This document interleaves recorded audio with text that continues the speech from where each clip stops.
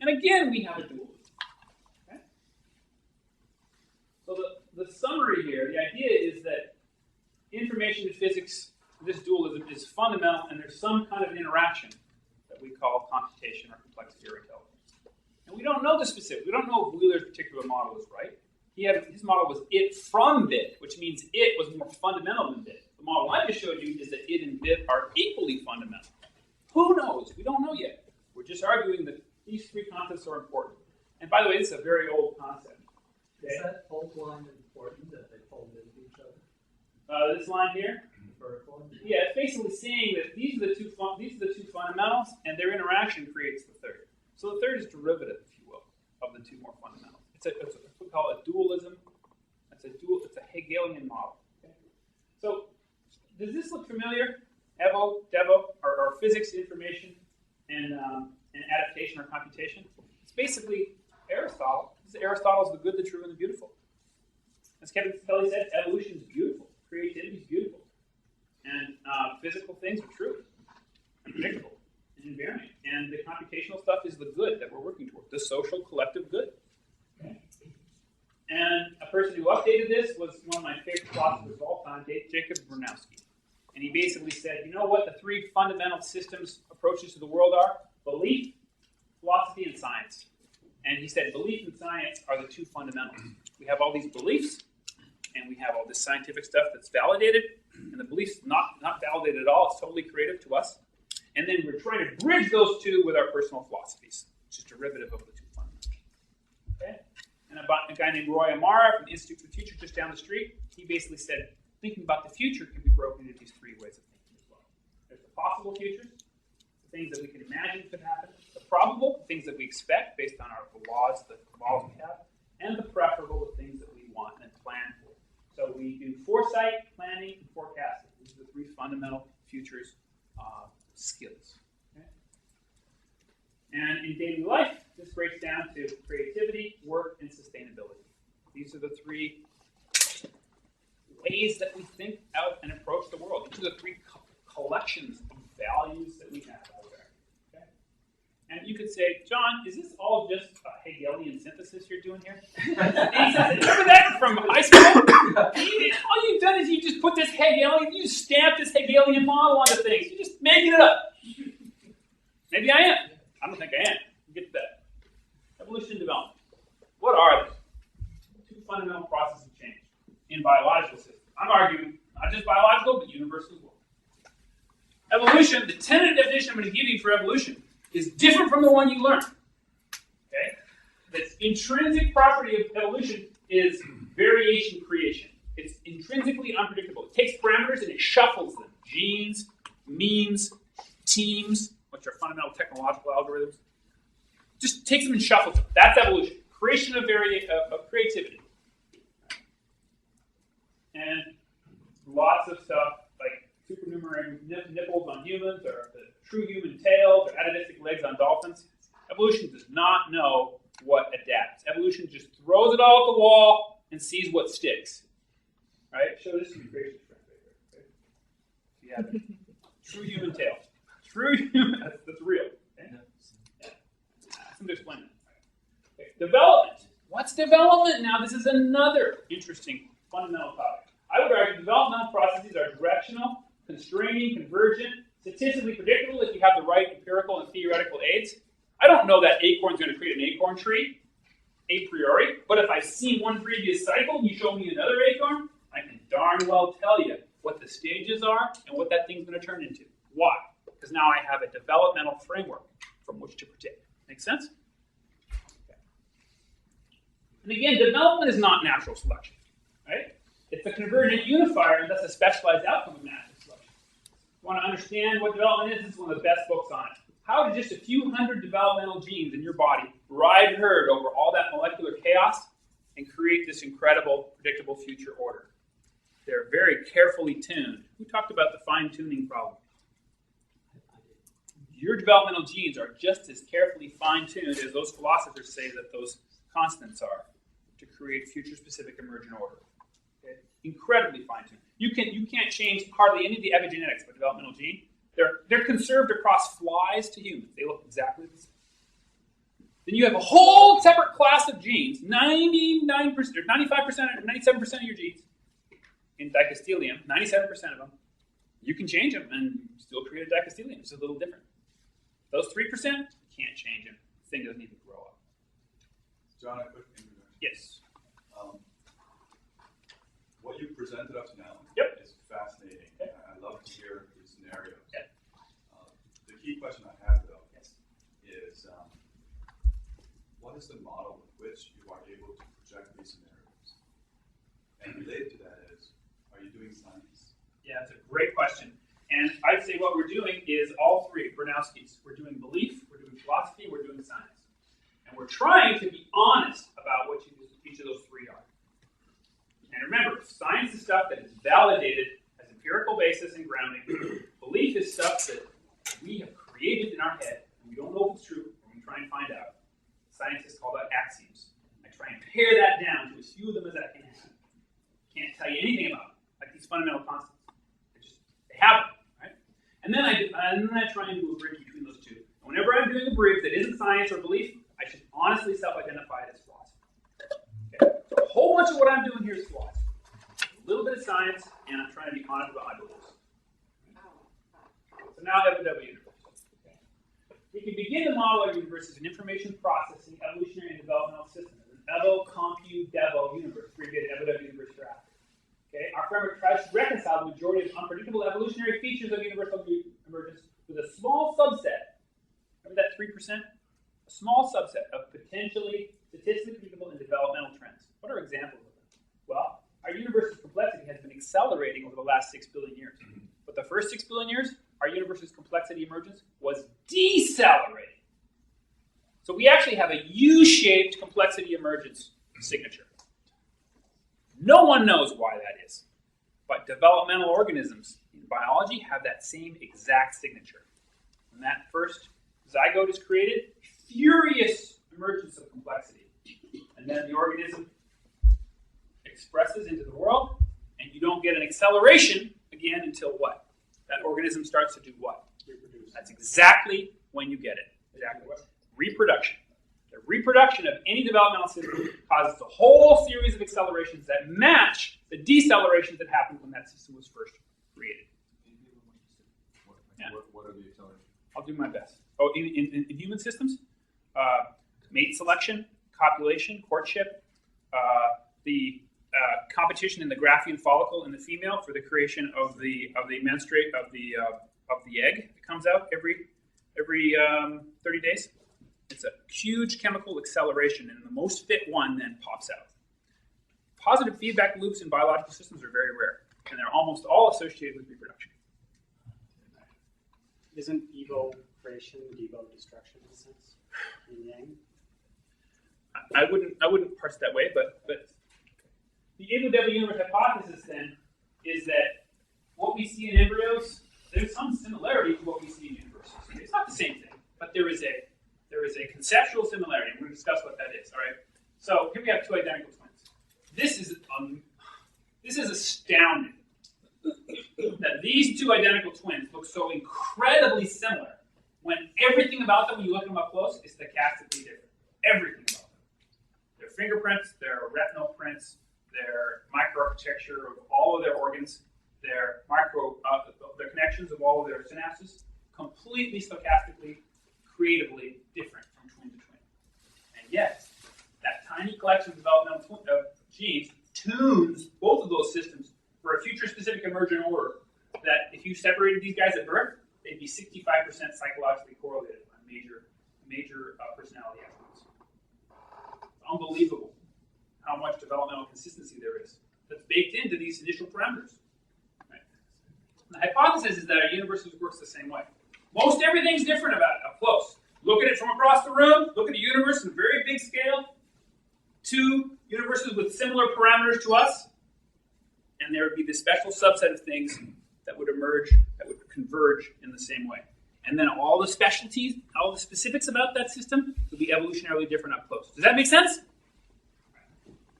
So what's the model? Very simply, it's this. It's that developmental systems are cycling, evolutionary systems are expanding and creating, and the thing in the middle is computation, or space-time, energy, and matter, whoops, or information.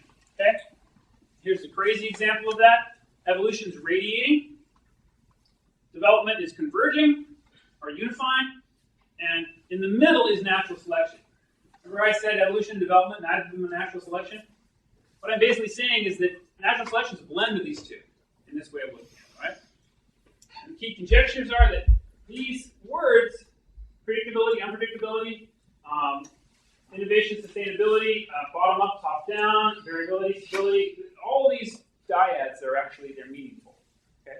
And they're meaningful because they have strong homology to the concept of processes of evolution and development, the two most fundamental processes in complex systems that are living systems. And I'm arguing that that's also true in all three living systems, technological systems, and the universe as a system. So this is a systems theory argument. Right? It's either right or it's wrong. And it's going to be continually modeled. You can say, John, this is just a stupid bilateral symmetry argument. You're just mapping your bilateral symmetry onto the whole universe. You got two hands, and you're saying everything's in twos, right? Maybe. Maybe not. Okay. Ask you to make the decision. Okay? I don't think so. I think we have bilateral symmetry because that's the most optimal of the developmental forms, of all the symmetry forms. There's 35 body plans that came out of the Cambrian explosion, and the bilateral is the most economic. Just like two eyes, the most economic. So it's not an evolutionary choice. It's a what? Economic. Sustainability. What's the word besides evolution we're using here? Development. It's a universal, developmental, now I get to use that word everyone hates, optimum. Yeah, it's an optimum across a whole range of conditions. Having two eyes gives me 3D depth perception. 3 eyes, waste of space, don't need it, waste of resources. 2, ooh, that's great. And everything has that. Cars on flat roads, what's the optimum number of wheels? For 95% of them, what's it going to be? 3. 4. Yeah. But in every culture, it's a tiny fraction, 3, because it's a little tippy. It's 4. It's not 6 because they crush the gravel. So if you don't have to go off-roading, they always crush the gravel because cars are time compression devices that you use technologically to enhance this thing. So cars, like eyes, have actually a developmental optimum that's going to be probabilistically going to be the most common form. It's not evolution, it's development. I think the 4 wheels is optimized by the lobbyists. Oh, very good. It could be, yes. And there's all complexities too. For active balancing, 2 wheels is going to outcompete 4. So there's all kinds of complexities we're ignoring here. But we're basically making a general case. And the argument is that biologically, it's that evolution, a reductionist way of looking at things, development, and a holistic way of looking at things, and adaptation are 3 fundamental, very, very valuable, deep insight approaches. Okay? The theory of facilitated variation, which Zan reminded me of in our last talk, thank you, is a perfect example of this. Okay? Kirshner and Gerhardt divide up processes into deconstrained and constrained, exploratory and core, Evo and Devo. And that's how complexity emerges. Okay? Something we need to think about here is there's what I call a 95-5 rule of thumb. Remember I said 95% of the dicotyledon's genes are evolutionary variable, you don't kill the dicotyledon? And then you have that 5% or 3% that you can't change, of developmental genes, highly conserved. You can find that in all kinds of systems. 95% of the system, you look at the close, counting things, information flows, structures, it looks evolutionary. That's why development is so hard to see. Unless you're looking at it from a big scale, like astrophysics. Then we can see all these developmental things. And we can see evolutionary things. Look at the way stars replicate. We see both. We see variation over time. The chemical elements are coming out, more and more complex chemicals in these solar systems. And yet, the stellar nucleosynthesis cycle is very well described in physical theory. So it's very developmental, very predictive. Get up closer to our frame, though, of reference, and evolutionary noise overwhelms that 5% developmental cycle. Very hard to see. Very hard to see that we're moving towards a world where, let's say, electricity is inevitable. Is it? I think it is. Can I make that case? It's a hard case to make. Is the wheel inevitable? Yes. technological scholars didn't think it was at first because the New World only had wheels on children's toys. And then some guys got smart and said, you know what, the wheel becomes inevitable once you have population diversity and density. Once you have those two, then the baker and the butcher and the candlestick maker all got a wheel on a wheelbarrow. They all have to use it to accelerate their interactions. Once you've got those two things in all cultures, I can show you the wheel just go like this. I think the wheel's developmental. There's lots of stuff that's evolutionary, lots of stuff that's developmental. The really interesting question is we apply that to our own lives. We start realizing that we have an impetus to create and we have an impetus to discover. When we discover things, those are invariant things. And they're both fundamental. And our work, our creativity, our adaptation, our intelligence is a mix of those two things. Okay. Universal evolution and development. We've had 4 centuries of selective scientific advancement in thinking about that. There's some good books on this. Okay? Universal development looks hierarchical. It went from physics to chemistry to biology to sociology and now to technology. It looks like a hierarchy to me. There's lots of people who have used a hierarchical perspective on this and said this is a developmental thing, not a random thing. Okay? So the argument is evolution is creating, development is constraining. These two things working together are creating these levels. Okay? There's random walks and there's also convergent walks to this. Okay? And there's excellent examples, all the way from the spontaneous symmetry breaking of the basic laws of the universe up to the universe as a bounded and finite system. Our universe is going to die. Most people know that, right? Lots of different ways that we argue how our universe is going to die, from thermodynamics and now from the dark energy. The universe is taking itself apart at an accelerating rate. So our universe looks finite, just like we are, and that is one feature of a developmental system. Right? It's got a life cycle. Okay? And there's several examples, right from what's called quantum Darwinism at the quantum level, how quantum ion selection creates the classical universe. It's an evolutionary and a developmental model in Zurich's perspective, all the way up to universes themselves replicating and least small. Okay? There's Evo and Devo ways of looking at it. The idea from complexity theory is that you've got this fitness landscape, it's evolutionary, can't predict where those marbles are going to go, and there's a few holes. 5% of that landscape, 3% of that landscape opens up holes. All the marbles eventually got to go down the hole, or a lot of them do, and that's developed. See the difference? The path of the system's unpredictable, stochastic, the hole isn't, or some of the holes. Okay? This guy named James Crutchfield. Do you, for your modeling, yes, sir. Do you build mathematical models? Oh no, I just read other people's models. I don't have the money to do that yet. But in our community, we do have people who do that. Yes, at the Evo Devo Universe community. But myself, I'm a systems theorist, so I'm a philosopher that integrates systems. So how do you assess the quality of your models? You try and get them critiqued by your peers. I mean, typically a model is judged by its ability to explain and predict. I think that's exactly it. Remember the three triad? I think the model is actually judged by adaptation, how well it adapts to the environment in which the model was created. And prediction is one subfeature, that's the developmental subfeature, or the trueness of it. And then another subfeature is the beauty of it. Remember the good, true, and beautiful? All right? So the goodness, the truth, and the beauty are what we use currently politically. That's what we use to judge our models. But I think fundamentally it should be the goodness for the context in which the model is intended. Okay. Anyway, Crutchfield, James Crutchfield, is a systems theorist who basically uses this model in terms of search basins and the portal pathways. And he says we have an evolutionary search, and then we have these portals that open up, developmental bottlenecks. Let's get an example of what they are. Carbon is one. One moment, please. Yes. Going out to previous questions, Yes. I see an interesting model that you're developing that's very beautiful in some ways, but I do not see how it comes together, how it dances, how it gives you something that's powerful that you can use as a set of tools. Thank you. I appreciate that. I do have some slides toward the end where I try and do that, try and get to the applications of it. Okay. And maybe we should skip to some of the hard applications. When do we have to wrap? When do we have to wrap? This is good, John. Keep going. All right, when do we have to wrap? We are going till 9 o'clock. Okay, good. Yeah. Right. So, And there's a question also. Don't skip anything. yes. I'll try and go fast. And don't take too many questions. Oh, No. Come on! This is us! Come there's on. already, Yes, sir. did he suggest what the turning point was in universe development, guessing some critical density of heavy elements from supernova? I think that one's beyond my pay grade too.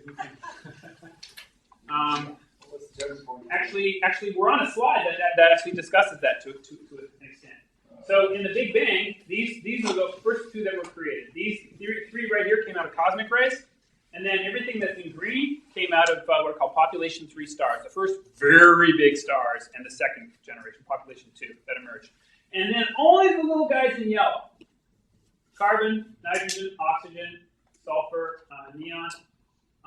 Half of those, they have half here, but a very significant fraction, probably more than half, of those elements were created by stars like ours, pop 3 stars that are, pop 1 stars, like our star, or main sequence star. And the things that you're made of, called peppermint schnapps, CHNOPS. Okay, that's what these are right here: carbon, nitrogen, oxygen. Hydrogen was already there, right, from the Big Bang. Okay, and look at these two. These are the two big oxidizers: oxygen and sulfur. The 2 ways you can get life that we currently know how to create autocatalytic biochemical life, right? Geothermal vents, with hydrogen sulfides, and photosynthesis. Look at that, baby.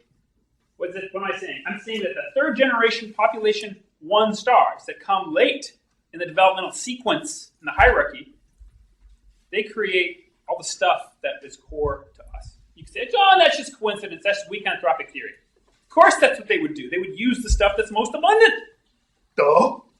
I'm saying something more complicated than that. I'm saying the only way to create autocatalytic complex life is through carbon. That's a much stronger claim. Carbon's got a very unique ability to do this Lego block stuff where it breaks up and it forms. And guess what? Back when I was first reading this stuff, people said boron, the physical chemist said boron and silicon can do it too. Nobody makes those arguments anymore because they can't do it in liquid phase. They can't do it with the length and in liquid phase that organic chem's the only way through, baby. The next level of complexity. It's a bottleneck. You have all this random stochastic crap happening in the early universe. Guess what? To get to the next level, gotta go through carbon. Make sense? See the portals and the search basins? That's what we're talking about here. Okay? So look at the carbon. You can do this opsin, beautiful thing in your photoreceptor in your eye, right? Because it's a long, complex Lego block molecule. Break it apart, reorganize it. Amazing. All right, now I'm going to hopefully wow you. Try to. This book, Nature's Destiny, very nice book. Did you know that oxygen, nitrogen atmospheres like ours, remember oxygen, nitrogen, and water are ideally suited for photosynthesis? Why? Because oxygen and nitrogen atmospheres absorb the EM spectrum that comes to them incident from their sun, no matter what their sun is creating. And this is the only area where they don't absorb it, the visible infrared. This tiny little area, that's the bottleneck. Everywhere else, energy hitting from all the rest of the spectrum gets absorbed. Not just by oxygen, nitrogen atmosphere, water too. If you want to do photosynthesis in the bottom of your warm pond, guess what? You want to do energetic synthesis. You can only do invisible infrared. That's it. Your photosystem 1 that your first blue-green algae has, it's got to be somewhere in visible infrared. It doesn't have a choice. That's the bottleneck. Does it make sense? On different planets, it's going to be different subspectrums. Just like birds have quadchromatic vision and you and I have trichromatic. That's not developmental. The number of cones. Birds got 4, so they see better than us. Spectrum 2 probably, right? Up there so actually, some female monkeys too, right? Female oral monkeys, quadchromatic vision. You and I just got 3. Inferior. Right? Like supernumerary nipples, or nipples on males. Evolution doesn't know. Evolution just tries stuff. But there's a bottleneck that pushes you. The bottleneck I just described is visible infrared. It's the only way through to create photosynthesis. All right. Now, this is going to get weird. This is the output of pop 1 stars, like ours. They're called G stars. It's visible infrared. Our sun's spectrum puts out almost all its radiant energy in the spectral band that's absorbable by our atmosphere and water. That's not absorbable by our atmosphere and water. I got that exactly wrong. and useful to life, and virtually none in those regions that are harmful to life. So if you look at the whole spectrum, this is what you see that's produced by our sun. This tiny little spike that fits this tiny little hole. And you're saying to me, John, that's kind of, what are you seeing here? Right? Is this weak anthropic principle, random observer-dependent filtering, that only on, of course you would expect that, because only on planets where we can evolve to do photosynthesis, would you expect to find stars that put their energy out like that? No, you wouldn't. It's too tight. It looks like it's actually baked into the physics of the system that stars like ours, that are POP1 stars, are going to produce very, very efficient energy radiators that are going to put all the energy that that planet needs to bootstrap itself up in that tiny little spot that's going to go right through and photosynthesize. There's a very random probability for that happening, right? So what are we saying? There's an Evo fan out constantly. It's random, it's stochastic. Can't predict it. And there's these developmental bottlenecks that are actually baked into the system. Very small number of them, but they're there. And the system's going to reliably find those bottlenecks over time. Right? Lots of examples in biology, and I give you several here. Right? Nucleated cells, bilateral symmetry, chemo, and photoenergetics. Lots of examples in society. I would argue agricultural, domestic, industrial, regulated capitalism with property rights, representative democracy, information economy. These are all developmental. Every complex, every life-supporting planet's got to go through these, is what I would argue. You know what? We're going to see Earth-like planets very soon. We've already found planets that have super-Earths, right? Earth's the size, twice the size of Earth. Our Korat and Kepler that are up there now, the planet hunters, they're going to see Earth shine eventually. They're going to see oxygen-methane lines, if my model is right, if our system is tuned to produce lots. So this is another very verifiable, at least that part, that small part, is very falsifiable. Right? And even in technology, you can find lots of these examples, right? Road traffic's got to be bilateral, right? And it's going to break randomly, symmetry work randomly, left side of one country, right side of another. That's evolutionary choice. But then there's a developmental aspect, right? Okay. All right. Combustion engines. And just because something's inevitable doesn't mean it's not going to be highly regulated. Let's look at guns. Jared Diamond, talking about guns and technological determinism, has a beautiful thing to say. Look, guns came out, but the Japanese government was strong enough to ban them. They had this. They came to Japan in 1543. Portugal brought them. By 1600, Japan had the best guns in the world. And then the Tokugawa clan decided they didn't fit with their samurai culture. They banned guns for 250 years. Banned them. Now they come back. And there's 175,000 gun owners in Japan. There's 40 million in the United States. Okay? All 175,000 were mass checked in Japan, mass checked by the police after the 2007 Sasebo shooting rampage. Look at the rampage. 2 deaths, 6 injuries. That's what a rampage is. You want to talk about tight regulation of a developmental inevitable? That's it. Just because something's inevitable doesn't mean that it's going to overwhelm you. We have nuclear power, an incredible Pandora's box of plentiful energy. We have decided to keep that genie in the bottle almost in every country because it has too many negative externalities. We have incredible ability to regulate things. Like Japan is regulating guns right now. It's an adaptational choice. But the fact that it's an inevitable is also, I think, something to be considered. It's a force. They're going to exist. These guns are going to exist everywhere. How you regulate them, that's the key question. Right. We talked about evolutionary convergence, eyes and wheels. There's lots of examples of it. There's several good books about this. This guy in 1982 said the anthropoid form is a developmental inevitable. If the asteroid hadn't wiped out these guys, remember the raptors in Jurassic Park? And you and I would look like that, with these little green, had like green scales and 4 tons. Because he argued the humanoid form is a developmental optimum. It's a very, very controversial thing to say, isn't it? There's a couple of beautiful papers that he's produced on this, just sitting out there being ignored. Because we don't think developmentally, primarily, macroevolutionary change. Almost all of our thinking is all about evolution, as it should be, because that's most of the story.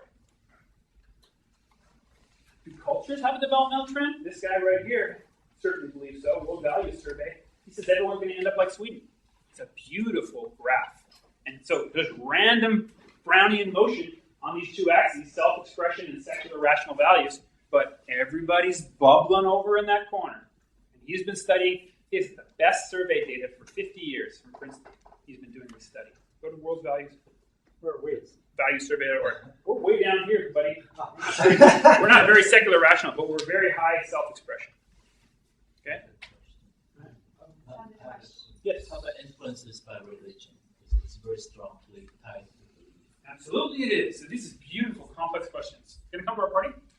Okay. And there's all kinds of stuff we don't know. Look at E.O. Wilson's new book, The Superorganism. Why do only 2% of the 9,000 insect species social insects? And why does that 2% weigh more than all the other insects combined on the planet? They're sure smart, aren't they? These little social guys. They do all this computing on top of their individual insect brains. That looks developmental to me. Sorry. Evo Devo triad. Okay? We talked about this. You can simplify, I believe, in terms of takeaways someone was asking. I believe there's a telos, there's a drive, there's a purpose. Purpose is another dangerous word to use when you talk about evolutionary systems. But in evolutionary developmental systems, you can use it. There are purposes baked into complex systems, and I think 3 of them are baked in, or rather 2, and then a third one is emerging. The 2 that are baked in are creation and sustaining. And the one that emerges is adapting, or learning, but primarily adapting. Okay? We're constantly thinking about how to create and how to sustain, how to innovate and how to protect. And if we're not thinking about both, if we only think about one, we're sterile and we're if we're thinking just about sustaining, we're Maoist China, right? The nail that sticks out has to be hammered down. If we're just thinking about innovating, we're Anachanist Germany, right? About to be stomped by all the rest of the planet because we're completely non-sustainable. Okay? We need to be some mix of creation and sustaining and adapting. Okay? Here's our serenity prayer again. Okay, someone wanted some curves, some mathematical stuff. These curves, mathematical stuff. Yeah. These curves here, I think, have incredible homology to these 3. Now, I don't know if these 3 are the most fundamental curves that explain the most of complex systems, but I'm going to argue that they are. I want someone to prove me wrong. I want someone to prove me wrong. Power laws, S-curves, and bell curves are the most fundamental curves quantitatively that I've seen as a systems theorist to explain complexity. Okay? And I'm arguing that power law is evolutionary search of a phase space.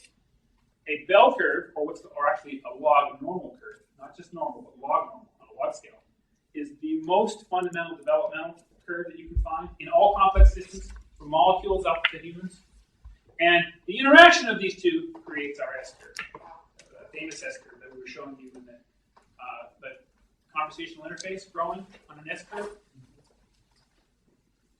So I'm saying there's 3 fundamental modes of selection. Okay, this is probably my most scientific slide. The guy who's criticizing my science is already gone, so I'm sorry. Probably offended him too much. I'm sorry. Greenfields. I would argue that there's a divergent kind of selection going on in the power law. Right? It's searching a phase space, power law systems, scale-free systems. They're varying. They're trying to fill the niche, like a petri dish. Fill the whole petri dish, right? The dividing organism. In the bell curve, you're trying to find this optimum, aren't you? The height of a human being, right? All kinds of log normal things that development is going to take you there, predictably, again and again. Small subset of things. But if they're explainable by log normal distribution, they're developmental. Okay? And if they're explainable by an S-curve, they're alternating, punctuating, or stabilizing. Remember Punk-Eek from college, punctuated equilibrium? That's an S-curve. Right? Half the time you're on a plateau, either here or here. The other half the time you're punctuating. Okay? And these are the basic forms of, when you talk about the self-organization of a system, you're talking about development. When you talk about the divergence or competition, so this is competitive cooperative. We were talking about that in Zan's presentation last time, competitive cooperative. This is how I parse them. Okay? Evo Devo. So there's lots of S-curves. Here's a couple great books on S-curves. And if you want to talk about saturation of systems, maybe we talk about our chemical elements. Are they saturated? Are there new chemical elements being created in the universe today? High energy physics, maybe we're creating a few that exist for about microseconds. Are they computationally used? No way. That whole element creation game's done. What about the number of cell types that metazoans create? You and I have about 215. It's almost the same number as there are countries on the planet. Are there more of those cell types being created? Brain cell, bone cell, heart cell? No. That game's over. Everything starts with this beautiful totipotent cell here, these stem cells, and almost every single one of those saturates except for this tiny little twig over here. What is this little twig going to do? It's going to replicate positive feedback. Everything else in the system is saturated. That's the only thing that's going to punctuate in a living system. All right? And now I'm going to try and blow you away with this slide. This slide took me a hard time to find this slide. Okay? This is a count of family origination rate on the entire planet. Now, we have, remember, species, genus, family, third level up. So it's a lot easier to count than species origination rate, which is really hard. We don't even know how many species there are on the planet. But we think there's between 3 and 6 million. We have good statistical models for actually bounding, for enveloping that now. Right? That system is already becoming cognitively ergodic, understanding the limits of that system. Okay? But families, we can count. And so Ramesh, adapting earlier data, in 1987 published this beautiful curve. What he's basically saying is after the Cambridge explosion, this is what family origination rate's doing. So it's an S curve. There's no more families being created. Have you ever heard sorry, totally wrong statement. Kill me. Okay? There's vastly lower rates of families being created now than before. Okay. Why? Why? Because the evolutionary bush is like this bush. It's a development. It's a tree. Not only is every tree an evolutionary exploration of a phase space, but if it's a developmental tree, then there's going to be a maximum. There could be a maximum height in morphospace, in function space, that system is useful for. And this data is saying that morphological evolution of metazoans on this planet is totally saturated and has been for 500 million years. All it's doing is little twig branches filling in little spaces. All the big stuff's over. We all know no more kingdoms and all that stuff, but I'm going all the way down now to families. Okay? It's fascinating, isn't it? That's terminal differentiation. That's not evolution. That's a developmental signature, or if you will, an evolutionary developmental signature. It's the interaction of the two. John? Yes? Go back to the last slide. Yeah. One thing that is interesting in the future is that there are other cell types in the whole biomass. And we will be incorporating them into us once we can genotype everything. Okay. Unless we kill them first, make them go extinct, and lose the knowledge. Okay. And we will have new capabilities. There are cells that can generate ATP just from electricity. And I would argue that our sustainability politics and our sustainability ethics are already so strong that there's a huge contingent of people who want to stop that from happening, stop that information, that biodiversity from disappearing. So just as there are all these innovators out there in Silicon Valley trying to make the next great big thing, there's all these sustainability advocates that are just as fundamental, that are trying to capture all that diversity, learn from it, sustain it, keep it from going away. John? Yes. How about that you're assuming that these are occurring naturally without human Excellent point. interception? Excellent point. I'm assuming human agency, but I'm also assuming that there's a higher set of constraints that apply, so that there's really only a few optimal ways forward. And evolutionarily, we discover those ways over and over and over again on different planets. For example, marsupial versus placental tigers and wolves, several other species, right? They all look the same, but they were completely evolutionarily different on two different continents. If it's not regulated, But they discovered that same form. it's Right? just in the lab, one can actually artificially create various species. Accelerate I think the development. I think we're actually getting to a separate set of questions on that, and that's like, to what extent can we verify this? And there's a beautiful study being done in E. coli right now, mutating E. coli, to discover what things from all these different lines do they all have to discover? What gene, what adaptations do they all have to discover? And what adaptations are different? And once we get, it's only one guy doing this work. But it's a beautiful model experiment for teasing out both evolutionary and developmental, macroevolutionary, macro-developmental processes in a simple system, a replicating E. coli. Okay. And one of the books I described earlier gives his work a couple of slides back. Okay. So these guys, the facilitated variation guys, basically said this. Look, functional innovation at the gene product level has nearly stopped since the Cambrian explosion. Remember I said family origination rate has been going down since the Cambrian? That's another totally separate thing. That's actually it could be the same. It could be the reason, but it's another way of looking at the same process. Almost all phenotypic innovation since the Cambrian has not been new functional genes, new proteins, new functional RNA. Did you guys know that? It's amazing, and it's true. Almost all of it, and this is a beautiful PNAS article by Gerhard Kirchner. Almost all of it is just gene regulatory networks. No more keys on the piano. We're just changing the way we play the keys. Pretty cool, huh? Gene expression instead of gene type. It's all epigenetics and gene expression. Yeah. Gene regulation and epigenetics. Hold it. It's constrained by the number of bases, there are multiple bases. I would argue it's constrained by the intelligence of the adaptation environment, so-called the niche that's been created. I would argue that I'm just going to wave my arms here. I would argue that the cost, the time scale, and the cost of creating new functional innovation way too slow and expensive to work, except for a few rare cases. You get far more power now that you've got all these genes interacting with each other to increase the regulation of the network. It's a whole new punctuation where you're going to do all your creativity. So the development of the previous system has saturated, and now you have a whole new S-curve in gene regulatory networks. Does that make sense, guys? That's the argument. That's what Kirchner and Gerhard are arguing. Okay? And you can see this in everything. This is fascinating. Martin Harwood, previous director of Smithsonian, did this beautiful book in 81. And he basically argued that by 2200, somewhere between 2000 and somewhere mid this century, there's nothing more we're going to find. That's not quite true. What he's basically saying is the rate of stuff we're going to find in outer space is going to be on an S-curve. And why is he arguing that? The way he's doing it, And who's the us? humans, any eyes, no matter how smart they are, looking in all electromagnetic spectrum. And we're going to add things like gravity waves. We're looking at almost all the EM spectrum, low resolution right now. We're going to look at, we have almost all of it. We're going to add the tiny holes we don't have, like gravity waves. And we're going to go to super high resolution, big eyes, planet-sized eyes.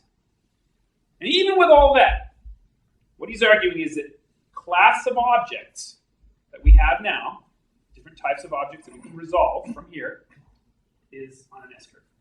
And how do they argue that? A guy named Fisher, one of the earliest statisticians, basically said you look at a population sample, and the repetitiveness of the sample shows you the S-curve of the population. If it is on an S-curve, we can actually tell where it's going to top out based on the repetitiveness of the objects we find. How many pulsars? How many black holes? Et cetera, et cetera. Right? So yes, you find new objects, but what he's saying is sometime between now and 2200, the rate of finding of objects starts to map out. So even the stuff that we can, and of course, if you're an astrophysicist, this would probably irritate you. What? You're saying that there's going to be an end to my phase of exploration? Yeah, the idea is that every system out there is ergodic, and there's a certain amount of complexity that can be harvested. And then you have to go to a new phase space. You have to add some new level of complexity on top of it to find, to get more creativity. Yeah. Okay. So power law, if you want to understand that better, linked and long tail are great books for understanding that, right? You have the fat head, 20% of the variation has 80% of the results, right? Then you have the long tail, exploring the variation space. Log normal and Gaussian curves. This is a beautiful paper that shows you across the sciences log normal distributions. Right? And this is a very controversial book that shows you log normal distributions in itself. Okay? And by the way, global income distribution on our planet, log normal. Okay? In 1970, this is what it looked like. 2 humps, dromedary. And now, this is where it is, and this is what it's projected to be. Isn't that cool? Normalizing. So the old feudal era, where we had the maximum difference between serf and master, it's all convergent. And this evolutionary exploration of the phase space, the rich get richer, richer, richer, richer, faster, faster. They can't go anywhere. They're stuck on this one little planet. They have to justify their wealth. Over time, you rationalize the laws, and that's why Fareed Zakaria in The Post-American World, that new book, argues that the big change we're going to see this next generation is emerging nations gap closing, first world saturating in lots of ways. We're still going up, but we're going up in the things we care about at a much slower rate than we used to, and everybody else is just going whoop like this, and we meet in the middle and create a log normal distribution. The gap between rich and poor here in the US, for example, is totally larger. Variation. And that is a beautiful observation. And it's an example of the complexity that you have to look hard at to try and say, is this something we're making up or not? A guy named Gerard Lenski in the 1980s named that problem, and he called it the Great U-turn. And what he discovered is that only a small number of countries are still going up in rich poor. And they are the political and financial leaders. US, UK, Switzerland. Google the Great U-turn. You'll get all the data on this. And why would only those countries continue to go against the trend of all the rest of the industrialized democracies, which are rationalizing that gap? Why would those countries be able to do that? How could they do that? What way could they do that? Well, before it was the lack of information. Now it's the overwhelming amount of information. People are competing. It's noise, I say. Those countries are the reproducers. They're the gonads. Those countries have the financial and military power. They can set rules that favor them. And they'll be able to continue to do that for some additional period of time.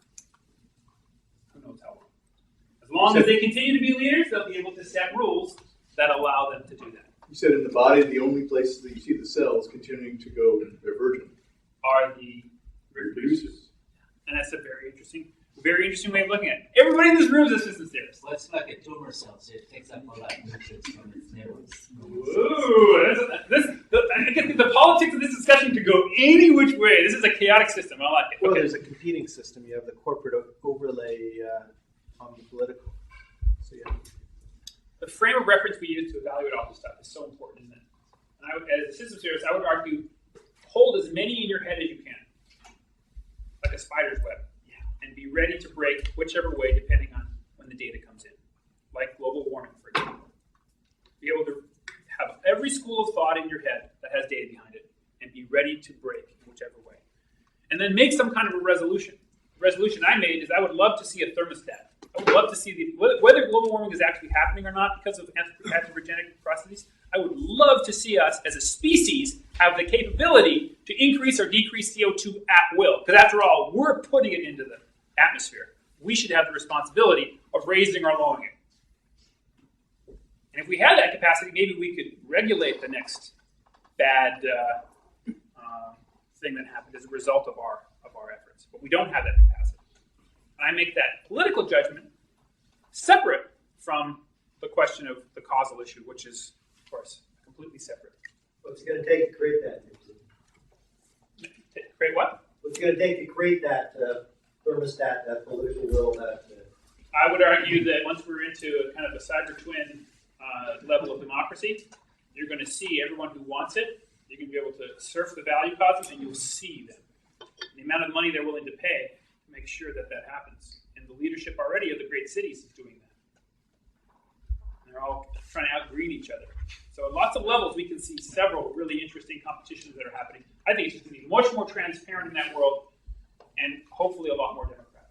Right, so I'll leave you with that. The entire third section is very speculative, and so I'm glad that I managed to get out that. he's talking about? There's a reason I pushed it. There's a reason I pushed it to the third section of the paper, because it is very speculative, but it has to do with accelerating change. What is it? What's driving it? And this reproducer thing we talked about. How could intelligence on every planet, as it's accelerating, be involved in a process of universal reproduction? Okay? And there's several people who've written beautiful books on this topic, right? Speculative books, scientific and philosophical books. Okay? And I want to leave you with this fundamental question: what is accelerating change? Why does it happen? It's not evolutionary. Evolution doesn't do that. Evolution continues to branch and adapt. Remember the tree? And create. Evolution does not sustain acceleration. But if we look at, for example, Dragons of Eden, The Acceleration of History, or Alvin Toffler's Future Shock, we see sustained, almost statistically smooth acceleration of complexity in universal, human historical, biological record. What is that? That's not evolution. I'm arguing it's development. I'm arguing it's a special subset of development that's involved with creating systems complex enough to reproduce. And I'm arguing that all complex systems have to reproduce themselves and sustain themselves as much as they have to explore phase space. In our universe, I think every living system out there is trying to become more intelligent, trying to become part of that system. And a universe that's an Evo Devo universe would try and reap the knowledge that all these cultures are developing prior to its reproduction. And the last thing I should say is, in Evo Devo systems, intelligence is partitioned between three things: the seed, the organism, and the environment. It lives in all three spaces. So when a universe dies, intelligence doesn't die. Intelligence is also in the multiverse that nurtured that universe, and it's also in the incredible complexities of the seed that's going to create the next universe, and the reproductive events that lead to the creation of the seed. So intelligence lives in all three of those places. If you physically die, by 120 or 130, like I think everyone in this room will, unfortunately, my personal belief, that doesn't mean you are dying. It means your organism. Your seed and your environment, your digital twin, your cyber twin is going to continue on. Your environment's going to get smarter and smarter. You live in lots of different places, and your theory of personal identity, I believe, is going to change once we all have cyber twins. We're going to see ourselves in many more places. We're going to see ourselves as mirrored in everyone else's faces, as the great philosophers say. And I think that's a very interesting thing. Thank you.